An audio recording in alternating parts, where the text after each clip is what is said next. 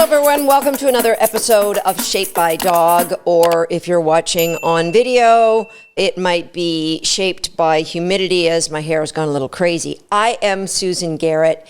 I want to share with you that I've been teaching dog training all over the world, giving seminars for probably 30 years now, more than 30 years actually. One of the things that I'm really well known for is my ability to help people create drive in unusual dogs. I mean, dogs that wouldn't normally be driven. Why is drive important? Because it gets us engagement, which allows us to train a dog a lot easier. This episode isn't about drive, by the way, but I'm going to be getting to that. There are two things that are important when I'm engaging a dog and getting them more driven for work. The first is building in words that become triggers, that the dog anticipates something amazing is about to happen. So the easiest word and the most common is the word ready. So you don't just go to the dog and say, ready. And by sharing this episode with my dogs around, there might be some barking. I'm not sure. We'll find out. It's almost like a challenge when you say to the dog, are you ready? And you're building up anticipation. Ready? That something amazing is about to happen in my dogs. No, I know, Peach Pie, that something amazing is about to happen. Just kidding. I'm not really. So building in a verbal cue is part of everybody. The whole house is awake right now. The second part of building drive is engaging something in the dog called the opposition reflex. You've probably all seen the opposition reflex in action. When you push against the dog, they automatically are wired to lean into that push. You push on their chest, they're going to lean into that push. And it creates energy. So when you release that, it's like coiling in a spring, and it creates a momentum forward. All right, so opposition reflex. This is something like when we're working with dogs to teach them in the protection sports. We want a dog to fly after somebody and bite a sleeve that they're wearing, right? So you'll hold them back, saying motivational words, and that's exciting them. They're getting more and more driven. You let go of that coiled up spring and they fly forward. Do the same thing in fly ball. It's common to use a restraint recall and agility to just create that intensity, that energetic excitement, boom. Okay, that's all about building drive. But today, I'm going to talk to you about the opposite of drive, and that is self-control, a dog holding position, and how your help is not helping, and why you need to not be trying to help, because your help is not helping. I'm going to give you a little backstory, and this backstory involves the newest member of our team here at Headquarters Central. So Chelsea has joined our team part-time right now, and my dogs love her. They know her well because she actually does canine massage as well as equine massage. She was teaching that before she started to work for us here. Now, one of the parts of being on the job with us here is that something you do may very well end up being a lesson that I share with the world. So you can't be too shy about what goes on because the world's going to know about it. And this is what happened yesterday. Kim asked Chelsea to let the dogs out. Tater Salad went super close to the door. She opened the door. He had to move. She gave him his release word, and because she didn't want him to just bolt out the door. Now, if you might refer to the last podcast episode on permissions, when you give a dog permission, you're reinforcing what they're doing at the time. And if what they're doing at the time is trying to escape, you actually are teaching them, you better try to escape more often. Kim caught that. She suggested we call Tater Salad back in and try it again. So this time, what Chelsea did was she tried to help so Tater Salad could be correct. And this wasn't a conscious thought, I'm sure. As she opened the door, her leg came up across Tater's chest in order to protect him from leaving, which I'm pretty sure he wouldn't have left anyway. But that's just human nature. The dog failed once. I want them to be successful this time. And really, it wasn't the dog that failed. It was Chelsea that failed. And so the leg going up along the dog's body meant he had a barrier that he couldn't bust through. The help is not helping. Because what you've done is you've created that condition that we try to create when we want to build drive. In that we create a physical barrier against what the dog wants. The dog wants to go busting outside. Good things are going to happen when I go outside. So we create that physical barrier by holding the dog back so that we can remove it and say break and everyone's happy. What do you mean that's not helping? It helped. The dog didn't go outside. It helped. That physical barrier helped. But all that you're doing is creating the dog to want to burst through that leg. You're creating an oppositional reflex. I see it all the time in dog sports.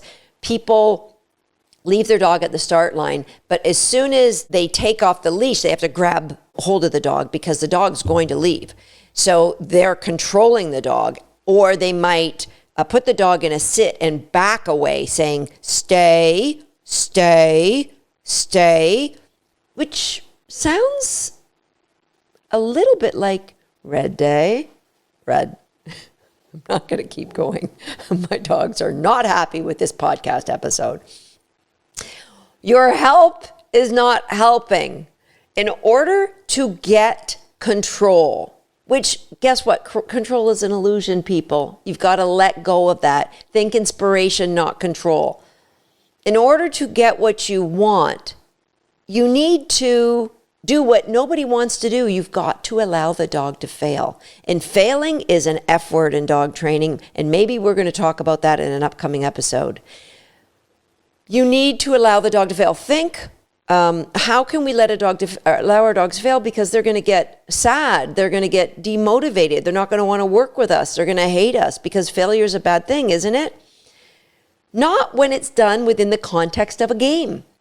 And that's what all of my dog training is. It's just a game with rules that when you play by the rules, like I open the door and you don't try to bust through it and you don't try to lurch forward and start scooching your body and go into a vulture pose. When you hold position and go, yeah, I'm chill. When you tell me I can go, I'm going, but I'm chill here waiting. That's all taught, not at the front door, but way, way, way away from the front door. A great stay at the start line is never taught in front of a start jump and never taught in front of an agility jump. The agility jump is the last piece to put in front of a dog. Think of it as a distraction. It's a game, and failure within a game is failure that is tolerable. Babe Ruth struck out, I think 3 times as many, or got out at the plate probably 3 times as many, maybe not quite, but close to 3 times as many times as he got a hit. Wayne Gretzky missed, one of the greatest hockey players of all time, because that's the kind of an example a Canadian should be giving. Wayne Gretzky, he scored, I think, close to 1,000 goals in his career, but he missed, I'm guessing 5, 6, 7 times as many shots as he got goals, maybe 10 times, I don't know. And how could Babe Ruth and Wayne Gretzky and other great sports icons tolerate moving forward in sport when they missed that many? And they were the great ones. Because failing within the context of a game is inspiring. And that's why I encourage everybody to look at games as a way of teaching any lesson. I don't care if it's to people, if it's to kids in particular, especially children who are struggling within the context of traditional learning models. Games make failure exciting. Games make failure fun. And that's how I have set up my entire life. That is how I get stuff done in my business. Everything is set up within a game that I can win at. For example, I don't know if I've mentioned this example before. I hate cardio, but I've set up my morning routine so that the thing that I love best about my morning routine is meditation and my infrared sauna. I now combine the two of them. I do cardio and then I get to meditate in the infrared sauna. It's a win. It's a win for me. Reading is something I've always felt, it's super important for me to read. But I really, being dyslexic, I struggled reading. And actually, after I graduated from university, I didn't read a book for 10 years. 10 years. Because I made a commitment to myself. You know what? If you just get your BSc, you don't have to read anymore. But I realized reading is, leaders are readers. I need to read. And so I made a game of reading by getting a book and putting a tab on the first 7 chapters with the days of the week, Monday, Tuesday, Wednesday, Thursday, Friday. And the challenge was I had to read a chapter a day. But I gamed the system.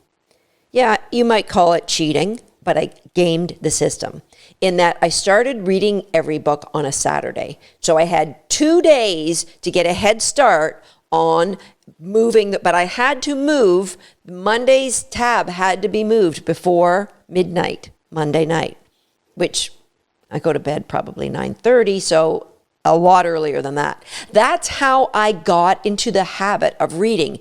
Last month I read 5 books. Like, that's crazy. Making things a game for yourself, for your children, and in particular for your dog is how you are going to inspire behavior. Control is an illusion. And as I mentioned in yesterday's podcast, when you try to control another animal, you're setting yourself up for, number 1, judging their behavior and what they do. Number 2, being frustrated when your expectations of what they should be doing are not met. And that frustration might even lead to anger, which sets up an adversarial relationship with that animal, whether it be a child, a coworker, somebody who you're supervising, and in particular, a dog. From the other point of view, when you are trying to be controlled, it creates bitter taste in your mouth, resentment, the same frustration. Don't try to control me. You'll either do one of 2 things. If that control is so oppressive, you'll either give up or you'll die fighting. And we see that in the real world when authority tries to control people. We see that in dog training with the need for punishment and heavy intimidation, the people who feel they need to do that. Control is an illusion. True success comes from inspiring the behavior that you're looking for by creating engagement. That engagement gets buy-in from the other participant, whether it be a child or a dog. When you get buy-in, then the rules can be taught with failure. And as long as you're creating games that the outcome, the choice you want is obvious, and the rewards for choosing correct are astronomical. So for me, if you were starting a game, all I had to do was, Susan, choose green peas or chocolate cake. Boom, I choose chocolate cake. That's the choice I wanted you to make. All right, that's fun. So you've got my buy-in, you've got my engagement. Okay, what's the next layer of this game? That's what we do with our dogs. That's what good dog training does. It gets buy-in, and guess what happens? You not only get the behavior you want, you grow a relationship that you won't believe. And you end up with a lifetime of happiness for you and a lifetime of joy and freedom and happiness for that dog. That's what educating should be like for everyone. That's what enforcing rules should be like for everyone. It is possible. We'll talk more about allowing failure in an upcoming episode of Shaped by Dog. That's it for today. Please subscribe and do me a favor. If you have a friend, a family member who has a dog, please share this podcast with them. Let them know how, just a different way of inspiring behavior, what it looks like. That's it for today. We'll see you next time on an upcoming episode of Shaped by Dog.